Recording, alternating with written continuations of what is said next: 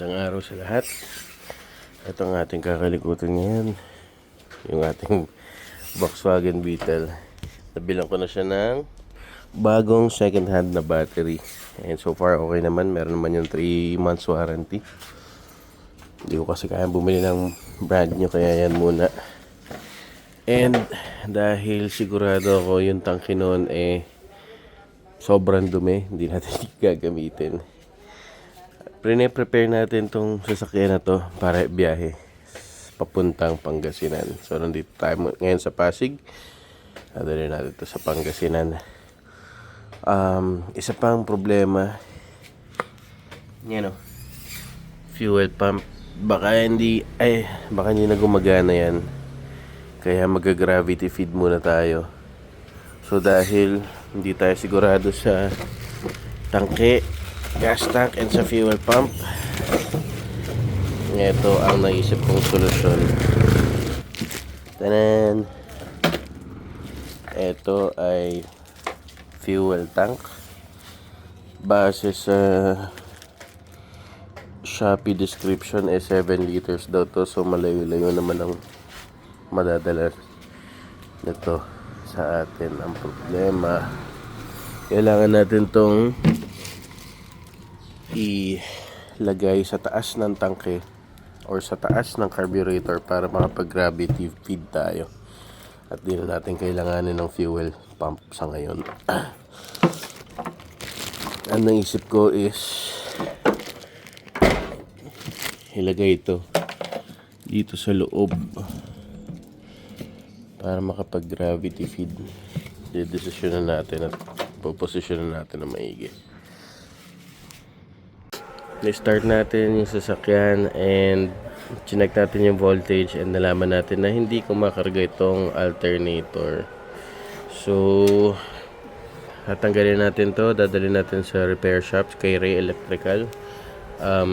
Kung walang parts doon dahil masyado na itong luma, meron naman ako na contact na meron siyang alternator, pero hindi rin tayo sure kasi kung gumagana, kaya ipapatest niya muna. Magvi-video call kami, then malalaman natin kung gumagana. For now, tinanggal ko na yung wiring, natanggal ko na yung tornilyo na tong plate na to. Tapos kailangan natin tanggalin yung carb. Ayoko sana tanggal yung carb kasi perfect na yung pero tanggalin natin to para matanggal natin yan. Sige, natanggal na natin yung alternator. So para sa matanggal yan, tanggalin nyo lang tong apat, tatanggalin yung carb, and tanggalin nyo yung isang tornilyo dito para maiangat yung doghouse and mahila. Dali na natin sa Ray Electrical, Marikina. Dito na tayo sa Ray Electrical Shop sa Marikina, sa tapat ng Star Palace. Unfortunately, ang haba ng pila ng alternator, kaya iwan muna natin dito. Balikan na lang natin pag tinawagan tayo. Tapos gawin muna natin kung ano pang ibang pwedeng gawin sa Beetle habang naghihintay. Alright, uwi muna tayo. Habang naghihintay tayo ng alternator, babaklasin natin tong coil spring dahil sobrang baba nga ng Beetle natin at sumasayad siya kahit palabas pa lang dito sa elevated na garahe. Kaya kung titingnan nyo, kaya ako nang ibaba siya ng kamay. Bibili tayo ng spacer pansamantagal, mga 3 inches para lang tumaas to ng 3 inches. May biyahe lang natin papuntang Pangasinan. Para mabaklas to, tatanggalin natin tong tatlong tornilyo na yan, 1, 2, 3. Tapos ito naman ang tatanggalin natin. Ito, yan, dalawa, tatlo pala, yan, para bumaba yung shock. Tanggalin na natin. Nakauwi na tayo. Napakamahal ng bushing. Sa mga nagagawa ng bushing, sisingil ako ng 1,200 isa. Ay, nakabuhay talaga. Ito, pang Lancer. Swak siya. Well, hindi siya sobrang swak. Parang maluwag siya ng mga ganyan. Pero safe na daw to. May mga nakagawa na yan. Ito, bumili rin ako na to. Kasi ito, parang mga 1 inch lang ang may tutulong sa atin ito. Kasi may groove pa siya dito eh. So more or less 1 inch lang ang mayangat nito. Ito siguro mga half inch ang maya-angat nito. Pero tingnan natin. Salpak na natin to para magamit na natin. Yan, nakabit na natin. Ayan yung sinasabi ko na lifter pang Lancer. And ayan, karagdagang pang lifter para tumaas pa yung Beetle natin. Tingnan natin, gawin muna natin sa kabila tapos baba na natin, tingnan natin kung effective. Okay, natapos ko yung kabila. Moment of truth. Bababa na natin yung jack. Oop, sigurado yung may kalso. Okay.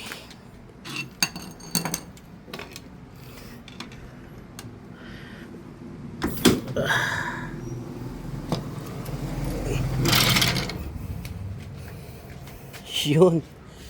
Ayun. Pero hindi, alam ko hindi pa yan yun.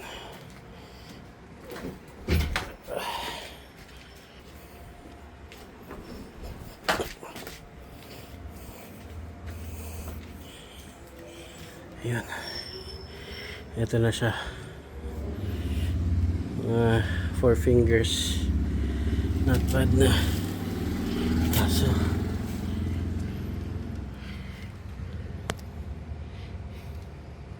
yung aircon lines nakasayad.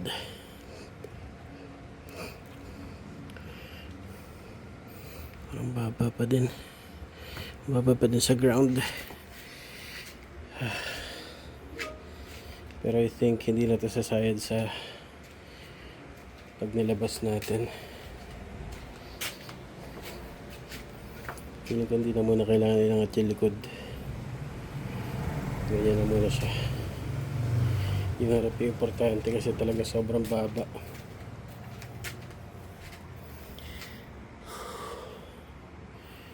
Ilang oras ko din ginawa.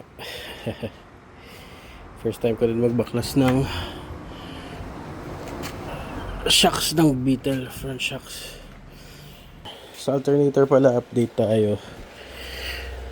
Etong alternator ni sir na nabili ko is tanan! Regulator type. Yung luma nating alternator IC type. Kaya try muna natin bumili ng regulator. Actually dati ko pa rin naman gustong subukan yung regulator dahil mas simple siya kaysa sa IC na na setup. Although yung IC simple lang din naman kaso integrated kasi sa alternator, pero may mga gumawa na yung IC nasa labas. So yun din yung isa sa mga gusto kong tuklasin. Napakamura lang nun, parang 200 plus lang yung external IC. Pero alam ko ito, mura lang din dapat to. Syempre, depende na lang sa auto supply na mapagbibilan natin. Okay, gabi na. Magtrabaho na muna tayo. See you tomorrow, beboy. Testing yung nabili nating used na alternator. So, nabili natin yung regulator. Na-wiring na rin natin. Charging niya 12.8, 12.7, 12.6. Akala ko sira kasi hindi ako sanay sa regulator type. Naalala ko nire-rep nga pala ito para mag-charge. Kaya kung papansinin nyo pag nirep ko siya,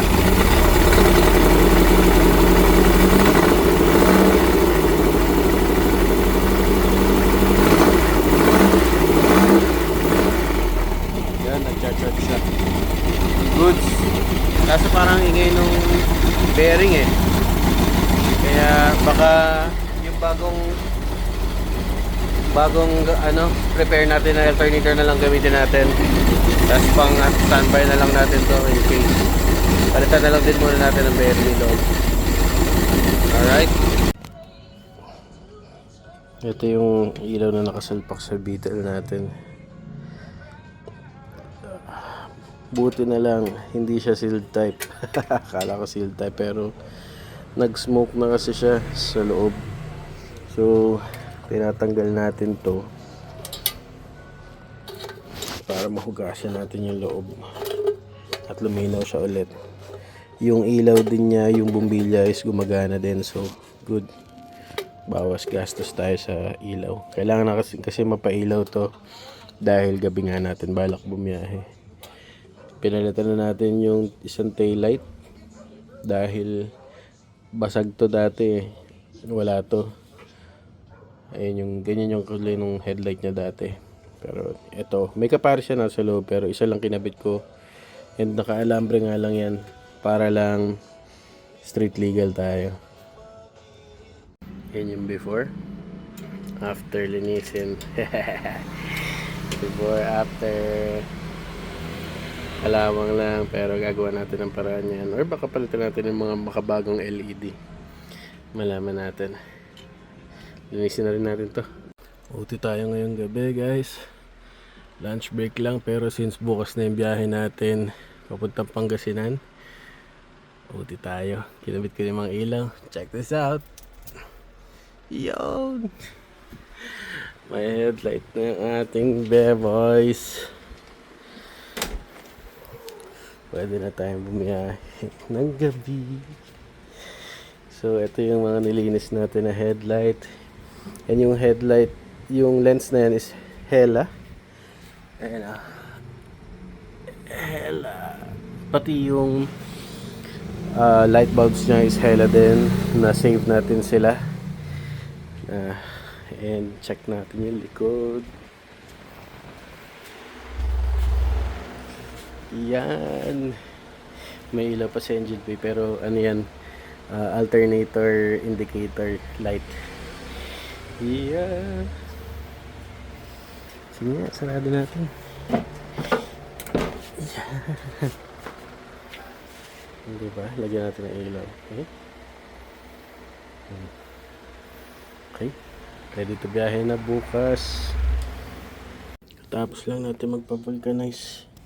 Palit tayo ng pito kasi sumisingaw yung pito natin kanina. Buti napansin ko nung di pa tayo bumabiyahe. Alright. Paggabi na. Lapit na tayong bumiyahe. Pangasinan. Here we go. So kahit umaandar pa yung ating Beetle, papalitan natin siya ng contact point ng mga spark plugs, ignition coil, meron tayong extra, condenser meron din tayong extra, para lang iwas aberya, iwas tirek, bawas tirek. Pati yung rotor cap niliyan na rin natin, o itong rotor, ano bang tawag dyan, yung tip, tsaka ito yung mga nagko-contact niliyan natin. Sige. Ito yung lumang contact point to. Diba? Ubus na. Ito ipapalit natin. Nice pa. Thank you Sir Alphonse. Kabit na natin. Hindi natin madukot yung spark plug dito. Kaya tanggalin natin to. Total wala pa naman siyang aircon. And then hindi ko alam kung anong model yan. Yan, mas may access na tayo sa spark plug. Tuloy! Yun ang problema. So nahugot na natin dito yung mahirap hugot sa spark plug. And naka thread repair na pala siya. Try natin hugutin itong thread repair para isalpak natin sa bagong spark plug. Hindi pa tayo nakakaalis, aberya agad. Sumabog na ignition coil.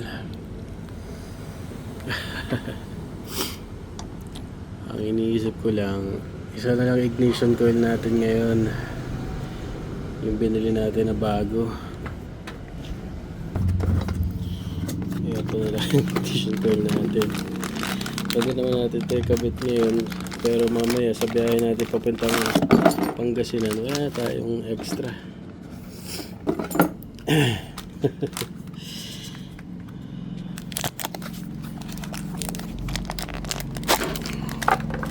Hindi mo na pinagkait na itong red tsaka blue, pero may resistor na binigay.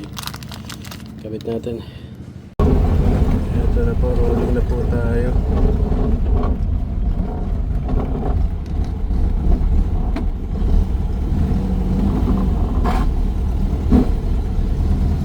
Grabe, lowered.